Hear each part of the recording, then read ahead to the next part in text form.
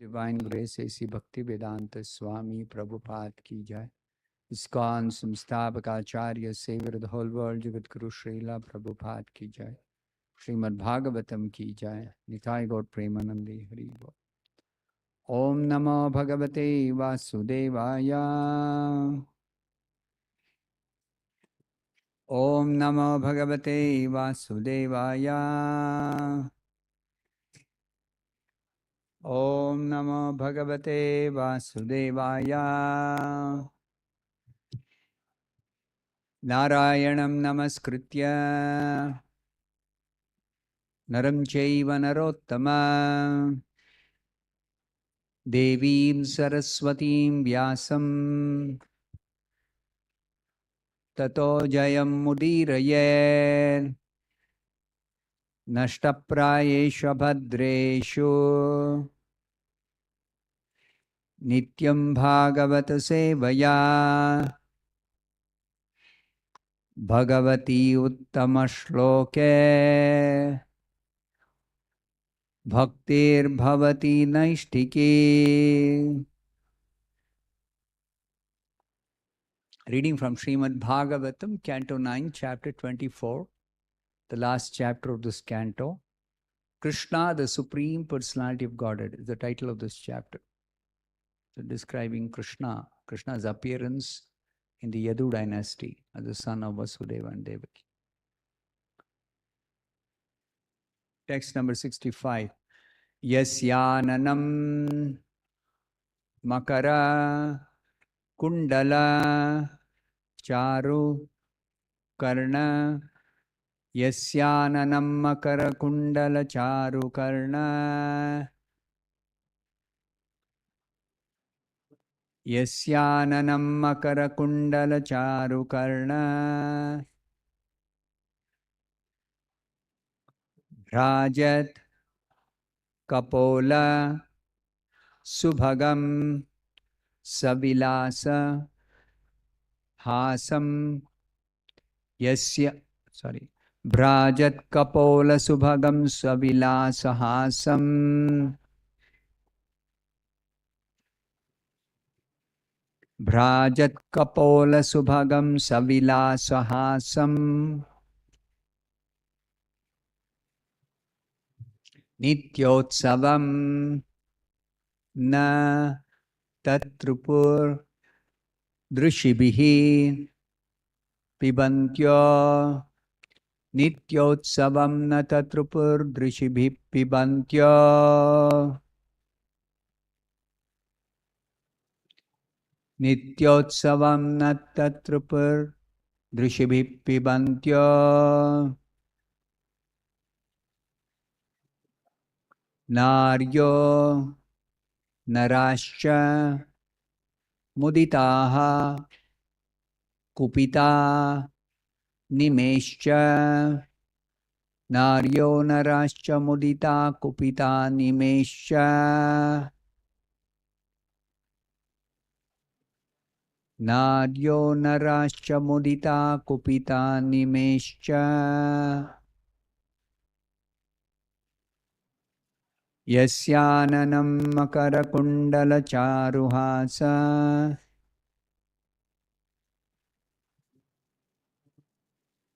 Bhrajat Kapola Subhagam Savilasahasam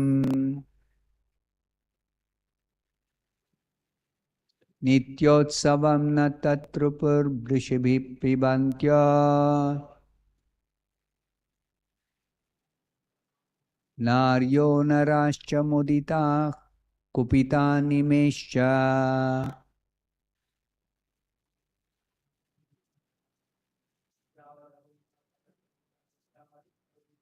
Yasyananam Makara Kundala Charu Karna Bhrajat Kapola Subhagam Savilasahasam Nityotsavam Na Tatra Purdrishibhi Pibantyo Naryo Narascha Mudita Kupita Nimescha यस्याननं मकरकुण्डलचारुकर्ण भ्राजत्कपोलसुभगं सविलासहासम्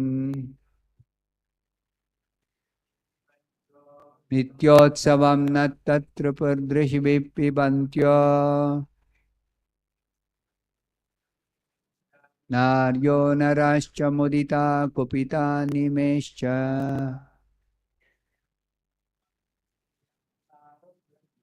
यस्याननं मकरकुण्डलचारुकर्ण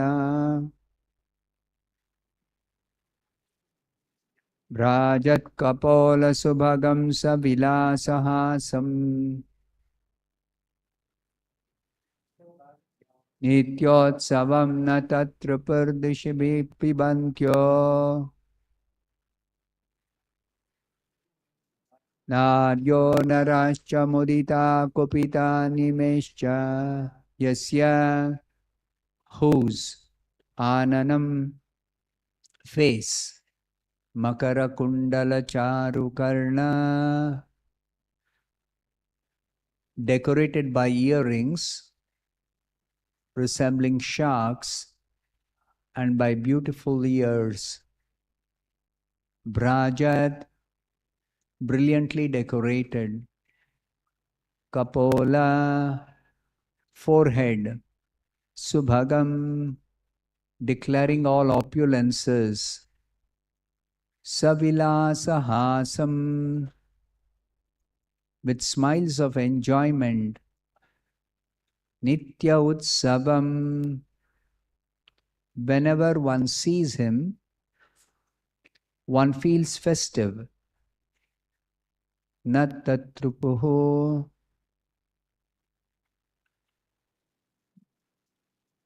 they could not be satisfied. Drishibihi, by seeing the form of the Lord. Pibantyaha, as if drinking through the eyes. Naryaha, all the women of Vrindavan. Naraha, all the male devotees. Cha, also. Muditaha, fully satisfied. Kupitaha, angry. Nimehe, the moment they are disturbed by the blinking of the eyes. Cha, also. Translation and purport by His Divine Grace A.C. Bhaktivedanta Swami Prabhupada. Translation. Krishna's face is decorated with ornaments such as earrings resembling sharks. His ears are beautiful, his cheeks brilliant, and his smiling attractive to everyone. Whoever sees Lord Krishna sees a festival. His face and body are fully satisfying for everyone to see, but the devotees are angry at the Creator for the disturbance caused by the momentary blinking of their eyes. Please repeat this translation after me. Krishna's face is decorated with ornaments such as earrings resembling sharks. His ears are beautiful, his cheeks brilliant, and is smiling attractive to everyone. Whoever sees Lord Krishna sees a festival. His face and body are fully satisfying for everyone to see. But the devotees are angry at the Creator for the disturbance caused by the momentary blinking of their eyes. Purport by Srila Prabhupada.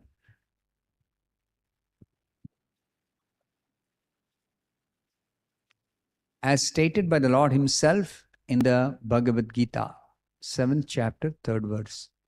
Manushyanam sahasreshu kaschid yatati siddhaye yatatam api siddhanam kaschin mam veti tattvataha. Out of many thousands among men, one may endeavor for perfection. And of those who have achieved perfection, hardly one knows me in truth. Unless one is qualified to understand Krishna, one cannot appreciate the presence of Krishna on earth. Among the Bhojas, Vrishnis, Andhakas, Pandavas, and many other kings intimately related with Krishna, the intimate relationship between Krishna and the inhabitants of Vrindavan is especially to be noted. That relationship is described in this verse by the words Nityotsavam na tatrupur drushibhi pibantyaha. The inhabitants of Vrindavan, especially such as the cowherd boys, the cows, the calves, the gopis, and Krishna's father and mother, were never fully satisfied, although they saw Krishna's beautiful features constantly. Seeing Krishna is described here as Nitya Utsava, a daily festival. The inhabitants of Vrindavan saw Krishna almost every moment. But when Krishna left the village for the pasturing grounds, where he tended the cows and calves, the gopis were very much afflicted because they saw Krishna walking on the sand and thought that Krishna's lotus feet, which they dared not place on their breasts because they thought their breasts not soft enough, were being pierced by broken chips of stone. By even thinking of this, the gopis were affected and they cried at home.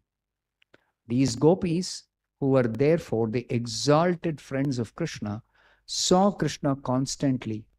But because their eyelids disturbed their vision of Krishna, the gopis condemned the Creator, Lord Brahma. Therefore, the beauty of Krishna, especially the beauty of his face, is described here. At the end of the 9th canto, in the 24th chapter, we find a hint of Krishna's beauty. Now we are proceeding to the 10th canto, which is considered Krishna's head. The entire Srimad Bhagavata Purana is the embodiment of Krishna's form, and the 10th canto is his face. This verse gives a hint of how beautiful his face is.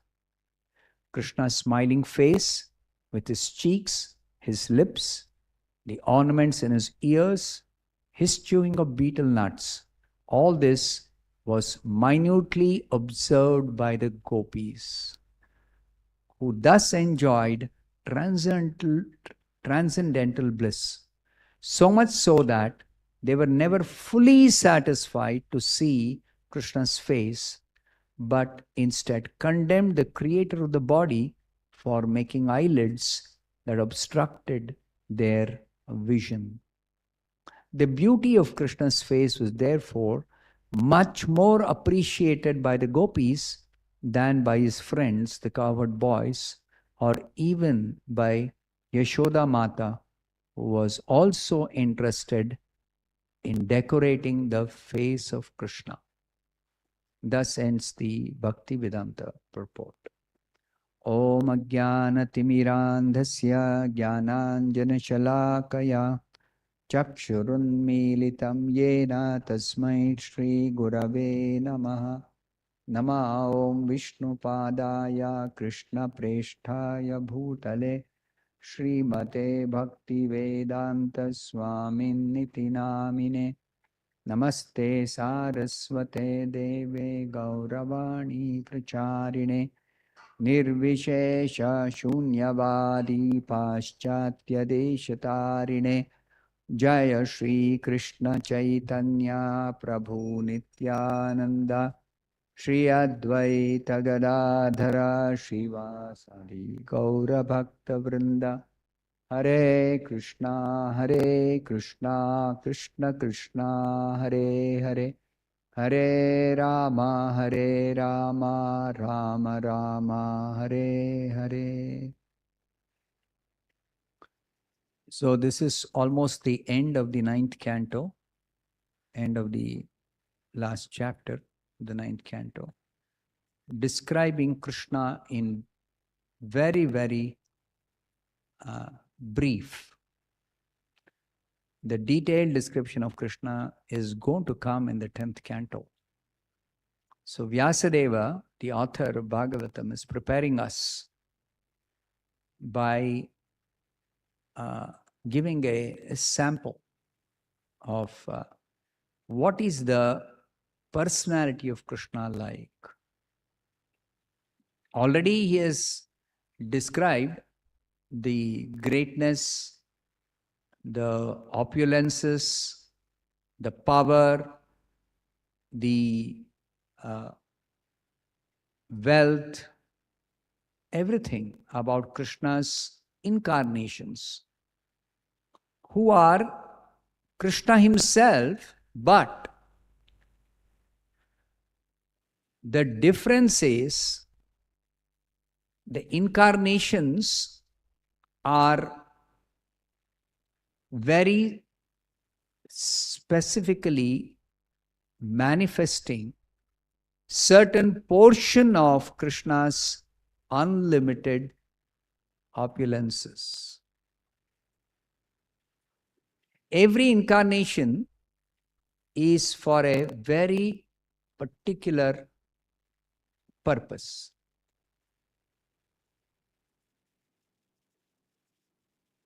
So the opulences required for that purpose are displayed by that incarnation.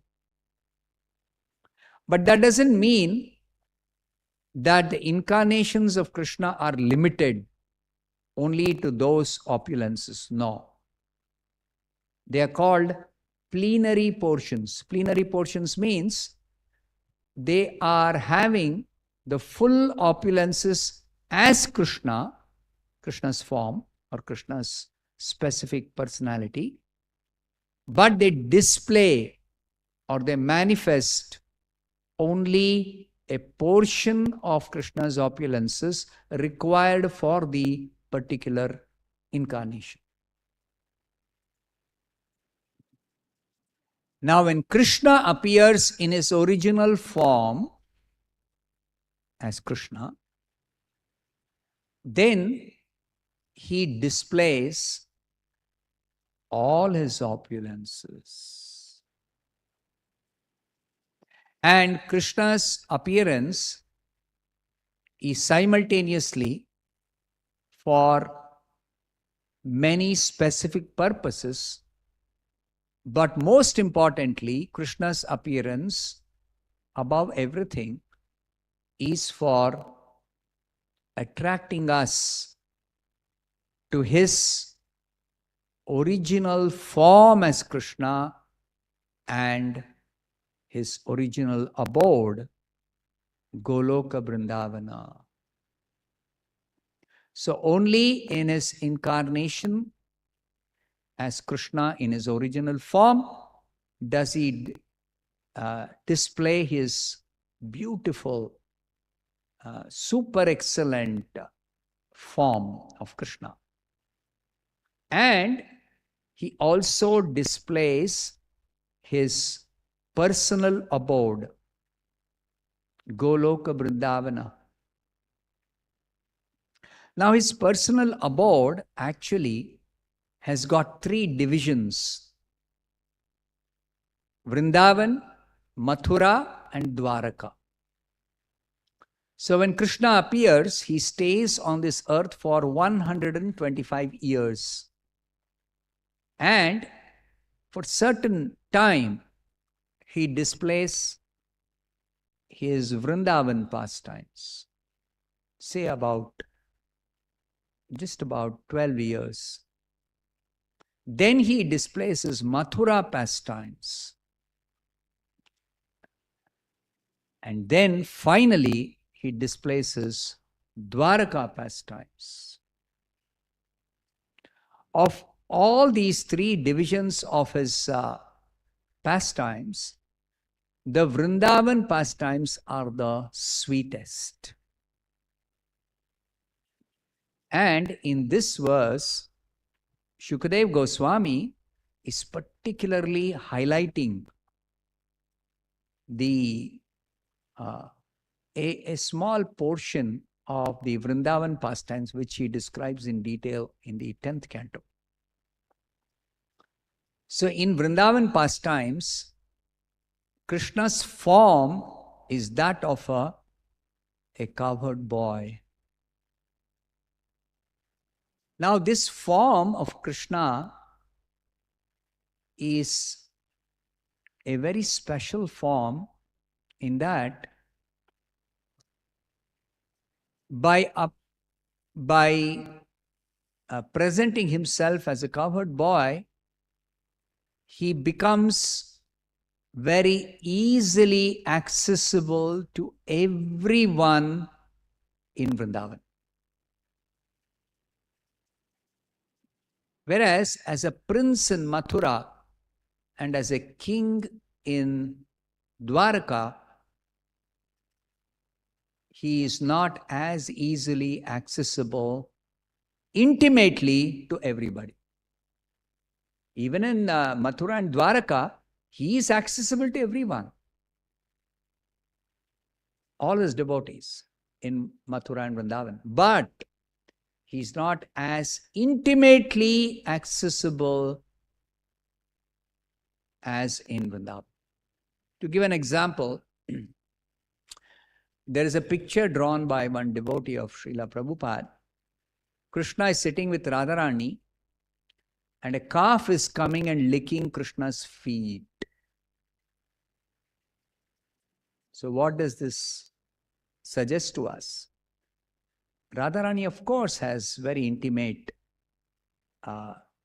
connection with Krishna or access to Krishna. But it is not limited to Radharani or Yashoda. Every day, Yashoda nicely bathes Krishna, feeds him, dresses him, decorates him, puts him to sleep, carries him, caresses him, kisses him. But that is not limited to Yashoda. Even a calf is coming and caressing Krishna. You see why Krishna is present as a cowherd boy. Sometimes people wonder, Krishna in the form of cowherd boy is the supreme personality of Godhead? In Kannada they used to say, I don't know now, but they say that. If somebody is useless at home, not studying properly and not doing anything meaningful, they'll say, Dhanakaya hogo. Go and graze cows. Go and take care of some grazing cows. So that means if somebody is good for nothing, then they are sent for cow herding. But here we see the description of Shukadev Goswami, the topmost feature of the personality of Godhead Bhagavan, Sri Krishna, is that he is cow herding. So what's the reason? The reason is, as a cowherd boy, he is intimately attractive, committed, or rather connected to everyone in Vrindavan. All his devotees are very dear to him, and he is very dear to all the devotees. Of course, that's true for all the devotees in all the Vaikuntha planets and Dwaraka and Mathura. But the intimacy in Vrindavan is very special. That's not available anywhere else. That's not available everywhere else. Everywhere else there is distance. So, Krishna's beauty in Vrindavan is particularly described here. Krishna's face is decorated with ornaments such as earrings resembling sharks. See, this is speciality about Krishna's earrings.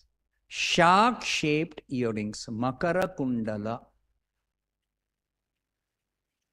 And the speciality about Krishna's ornaments with which he is decorated by his devotees is that the ornaments are not lending beauty to Krishna's form. Generally, in the material world, if somebody is wearing some nice ornaments, then the ornaments are giving them, making them look more beautiful. Without the ornament, there may be some beauty. But with the ornament, it enhances their beauty. Note this point very carefully. In the case of Krishna, the ornaments themselves are becoming beautiful when they decorate Krishna's form. That means Krishna's form is actually independently, completely beautiful even without the ornaments. That is Krishna's form. And they're so beautiful. Krishna's form is so beautiful, unlimitedly beautiful, that they are giving beauty to everyone and everything else. It's like if we see any beauty in this material world, it is a very, very small fragment of Krishna's beauty manifested in his creation or manifested in his part and parcel. If you see any beautiful person in this world, that person's beauty is a tiny portion of Krishna's beauty. This is explained by Krishna himself in the Bhagavad Gita. What does Krishna say? The 10th chapter. Towards the end of the 10th chapter, Krishna describes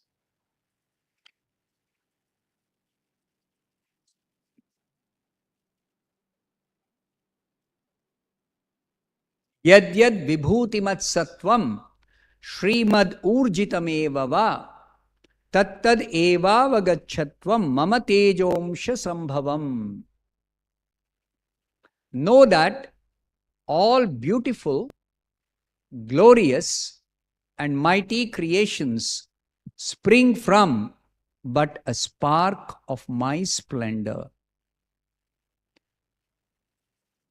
So, Srila Prabhupada says in the purport, any glorious or beautiful existence in this material world should be understood to be but a fragmental manifestation of Krishna's opulence, whether it be in the material world or spiritual world, both material and spiritual. So, Krishna's ornaments don't lend beauty to Krishna, don't enhance Krishna's beauty. They themselves become beautiful when they are decorating Krishna's already beautiful form.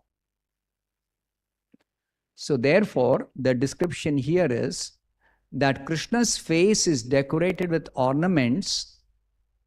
Why then is there a need for decorating Krishna's form with ornaments? No, there's no need. Krishna, even without ornaments, is very beautiful. Supremely beautiful. But it is the devotee's seva, service to Krishna, Mother Yashoda's love for Krishna is so much, she constantly wants to be engaging in some service to Krishna. So typically, what way will a mother serve her beloved child? She will feed him, she will dress him, she will decorate him with ornaments, like we see in this world, naturally. Same way, Mother Yashoda also feeds Krishna, she decorates Krishna, she bathes Krishna, she puts on different ornaments for Krishna, and she takes pleasure. Oh, this shark-shaped earrings, Krishna looks very, very beautiful. Actually, Krishna, what he does for his devotees who are very much attached to him and want to serve him in so many ways, he in fact covers his opulences. Only if he covers his beauty, unlimited beauty, will Mother Yashoda think, I should decorate him with nice ornaments. If Krishna were to display his actual beauty fully, then Mother Yashoda would think there's no need for decorating him because he already looks so very beautiful. So therefore, Krishna covers his beauty partially so that Mother Yashoda can decorate him with nice ornaments. Actually, Krishna is fully satisfied in himself. So he has no need for any food. But then, as a small child, he cries, I am hungry, feed me some milk. That is simply to give an opportunity for Mother Yashoda to feed him. Actually, he has no need for any food. He has no need for anything. He is fully complete in himself. He is Purna. But still, just for the sake of his devotees, he appears to be becoming hungry. So then Mother Yashoda, okay, I'll feed you. So similarly, his ears are, see here, Shukadeva Goswami is explaining to us, don't think that without the ornaments, Krishna will not appear as beautiful. He says, Charukarna, his ears are beautiful. By themselves, they are very beautiful. His cheeks are brilliant. Brajat Kapola. His cheeks are very brilliant. So they are especially shining beautifully. That means here the hint is given. Every part of Krishna's body or form, we cannot call it body. It's not a created body like ours. It's actually his complete, perfect, original form, spiritual form. So every part of his form is actually very, very, very, very beautiful. Each and every part. Generally, when somebody's form is appreciated for their beauty, then they will say, oh, this person's nose is very beautiful. Meaning to say, the nose is more beautiful than the other parts of the body. But Krishna's case, it's not like that. Krishna's every part of the body or form is very, very beautiful. Very beautiful. Therefore, his cheeks are brilliant. Brajat Kapola. His smiling attractive to everyone. Krishna's smile is the ultimate attractive feature of his face. This is described elsewhere in the 10th canto. There are many, many verses in the 10th canto describing Krishna's beauty. And Chaitanya Mahaprabhu, while describing Krishna to Sanatana Goswami, he glorifies Chaitanya Mahaprabhu's description. Ornaments that carries that body, ornaments carries that body of Krishna. But the transcendental body of Krishna is so beautiful that it beautifies the ornaments he wears. This is what I was mentioning earlier. The ornaments themselves become beautiful when Krishna wears them. Therefore, Krishna's body is said to be the ornament of ornaments. Bhushana Bhushanangam. This is a description in the 10th canto. Enhancing the wonderful beauty of Krishna is his three-curved style of standing. Krishna's form is very beautiful. But when he stands in his Tribhanga, Tribhanga is the three-fold bending form. Krishna doesn't stand straight. He stands in a curved form. Here, this form. The way he's standing, threefold bending form, Tribhanga. It enhances the wonderful beauty of Krishna. Already he is very beautiful. Even more beautiful he appears when he stands in this threefold bending form. Above all these beautiful features, Krishna's eyes dance and move obliquely. He glances at his beloved devotees in an oblique way. And that makes Krishna's eyes dance very beautifully. See, these are all elements of Natya Shastra, which the great Bharata Muni has incorporated in describing the science of the art form called dance. Bharatnatyam is after the great Bharata Muni. There he describes how in presenting some particular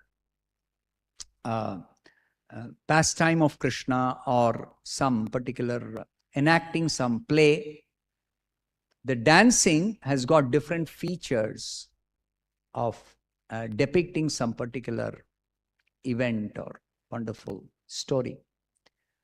So the dancers, they communicate and they enliven the audience by, of course, their movements of the different parts of their body. Dancing basically is movement of the legs. But it is not limited to just the legs movement. Even their eye movement, their facial expressions, their hand movements, the bending of their bodily form, each and every one of them is so nicely blended together that the whole dance itself is very, very, very, very attractive, pleasing, enlivening. So what is the origin of this dance? Expression through dance. It is Krishna's dancing in the spiritual world. And the highest of those expressions of dance is the Rasa Nritya. Krishna's dancing with the gopis, the Rasa Leela pastime. So some portion of that is being described in this particular verse, that Krishna's eyes dance and move obliquely, acting like arrows to pierce the minds of Srimati Radharani and the gopis. See, Krishna, whatever he does, he has nothing to do. Natasya karyam karanam cha vidyate. He has nothing to do because everything that he desires or wills, is carried out by his various energies. Parasya Shaktir Vividhaiva Shruyate Swabhaviki Jnana Balakriyacha. Everything is carried out by his various Shaktis, various energies. So Krishna has nothing to do. But still, he's not inactive. He's always active. And what are his activities? His activities are his service to his devotees. Not only are the devotees serving Krishna in the spiritual world, but even Krishna is serving his devotees in the spiritual world. This is a very confidential understanding that is given in the Srimad Bhagavatam. As much as the devotees are very, very eager and anxious to serve Krishna, Krishna is always looking for an opportunity to serve his devotees. Why? Because devotees don't want to accept any service from Krishna.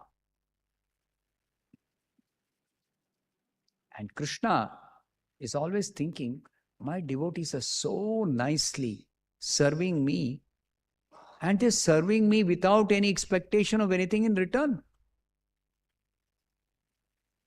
So how can I accept their service? I cannot accept their service without reciprocating. So Krishna reciprocates by different ways in which he serves his devotees. And how does he serve his devotees? Exactly the way they serve him. Exactly the way they serve him. If the gopis want to please Krishna by decorating themselves very beautifully, so that their beautiful form will be very attractive for Krishna and will be very pleasing to Krishna,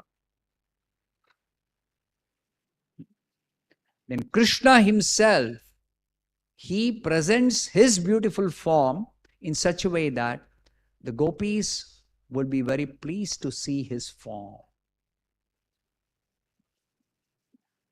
So it is always a constant competition between Krishna and the gopis, that each one trying to please the other one more and more and more. So Srila Krishnadas Kaviraj Goswami, the author of Chaitanya Charitamrita, says that this competition is so intense that neither Krishna nor the gopis accept defeat.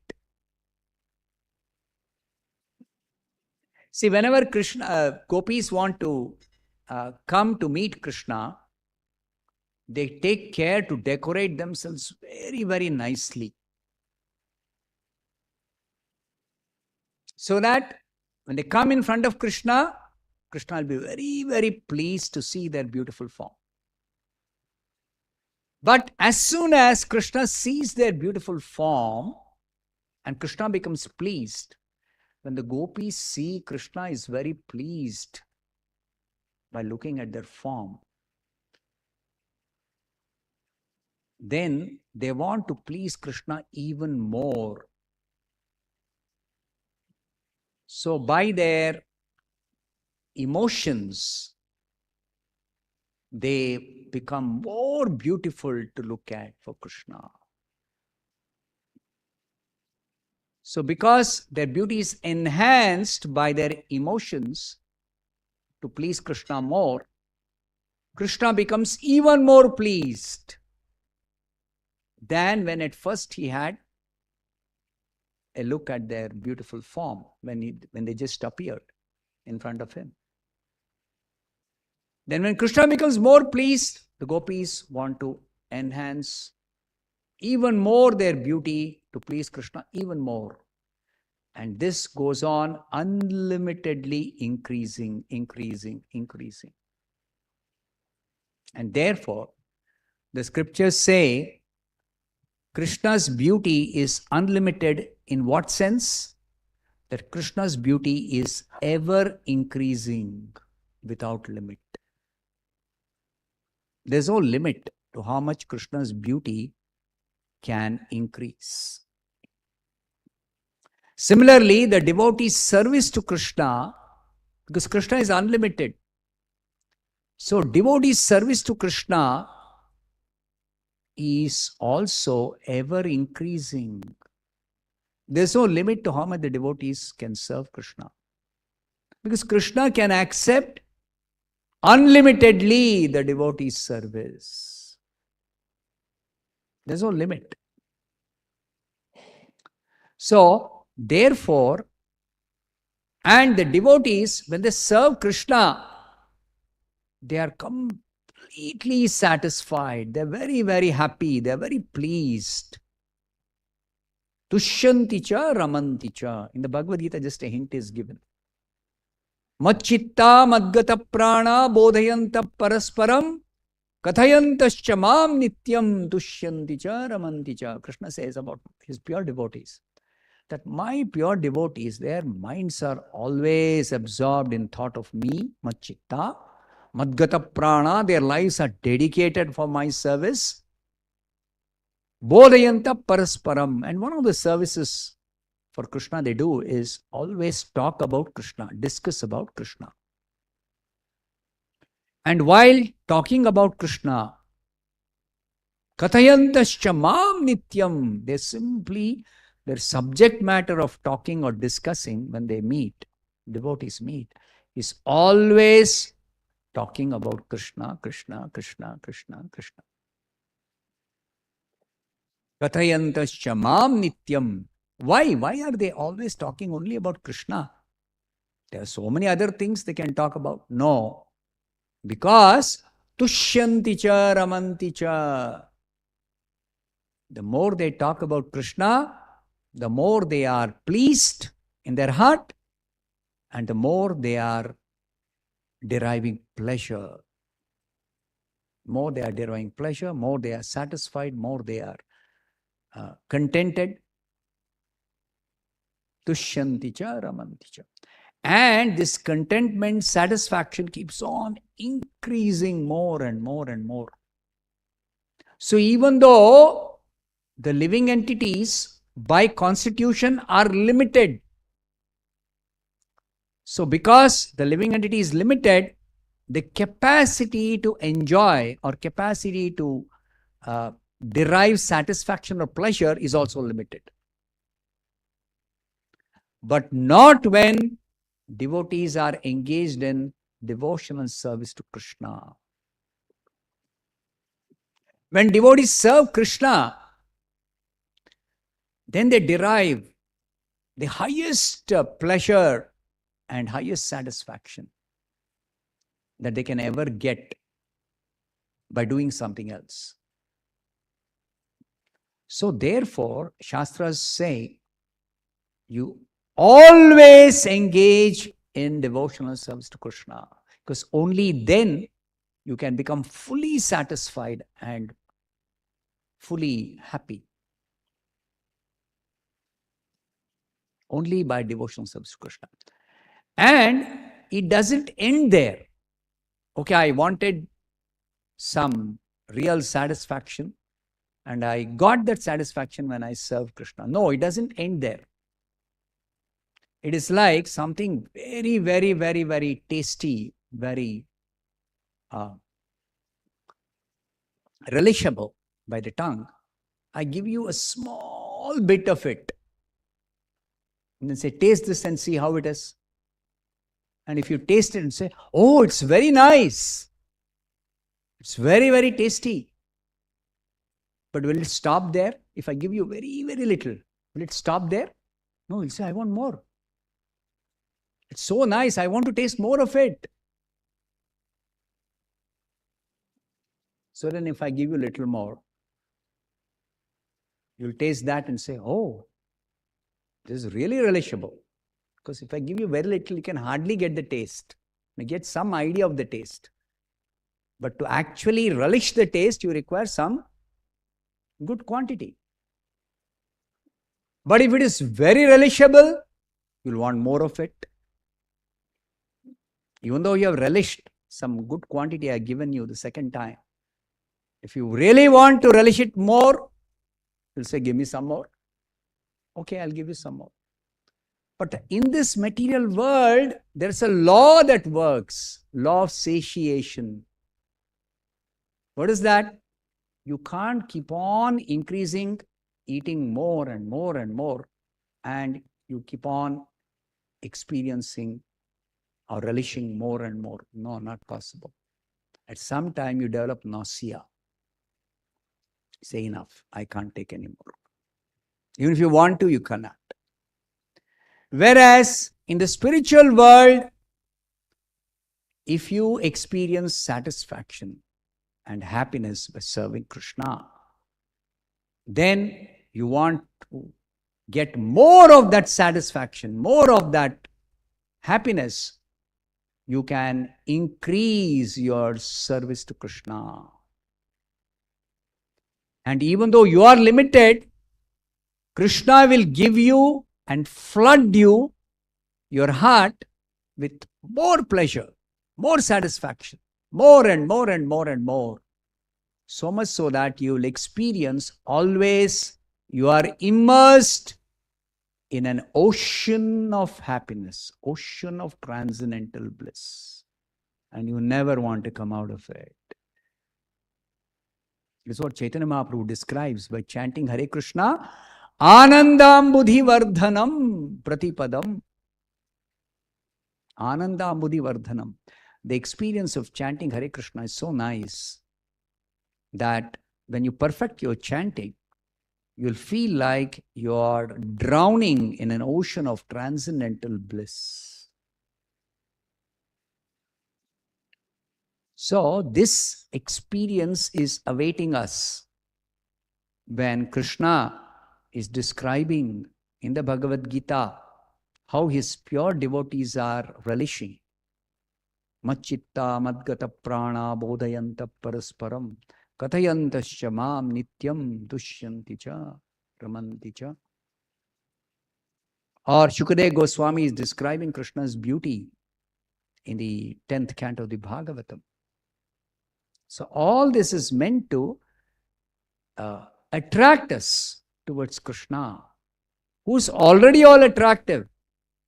But because we have somehow gone into forgetfulness, we are attacked by amnesia. Sometimes when some head injury happens, there is a forgetfulness that comes for a person who's some damage has happened or something has happened in the brain. They forget everything. They forget who they are. They forget their parents. They forget their home. They forget everything. That amnesia, if it is no physical damage in the brain, it can be cured by psychological treatment, psychiatric treatment, not psychological, psychiatric treatment. And the psychiatric treatment is to remind the person of whatever he likes. So we have gone into spiritual amnesia because we've forgotten Krishna. And to remind us the same psychiatric treatment, kind of psychiatric treatment, we simply have to hear about Krishna. We have to be reminded about Krishna. And the whole process of bhakti is all about reminding us of Krishna, who's our most beloved friend, beloved companion, beloved associate.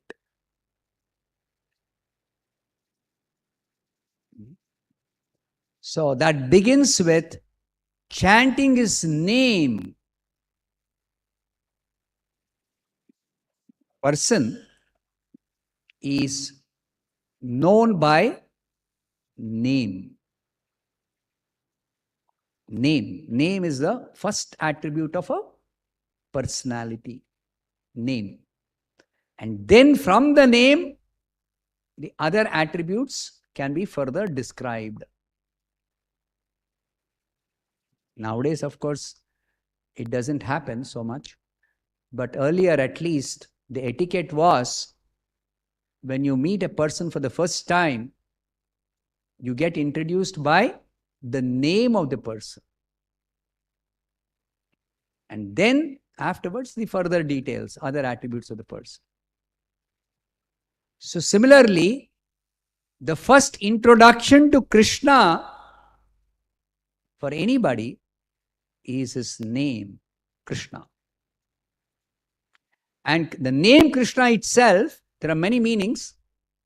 The most important meaning of the name Krishna is Krishna means he is all attractive, most attractive, supremely attractive.